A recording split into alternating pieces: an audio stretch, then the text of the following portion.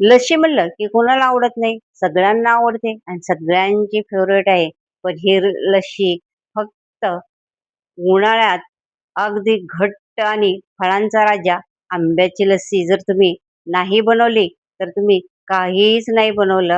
आणि एकदा ही थंड थंड लस्सी, दिल खुश करण्यावाली आंब्याची लस्सी अशी एकदा बनवली, तर संपूर्ण गरमी तुम्ही ही लस्सी पुन्हा पुन्हा बनवाल आणि पुन्हा पुन्हा नक्कीच प्याल.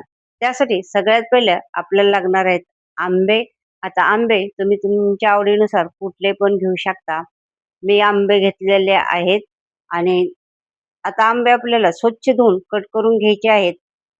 आंब्याचा पुढचा भाग कट करायचा आहे आणि आंबे अशा पद्धतीने जर आपण कट केला चाकूच्या मदतीने, असा अर्धा भाग आणि असं त्याला उभे आडवे काप केले आणि मधून असे छोटे छोटे पीस केले, तर आंबा आपला बिलकुल वेस्ट होत नाही. संपूर्ण आंब्याचा घर आपल्याला मिळतो. फक्त त्याचे छिलके शिल्लक राहतात बरं का.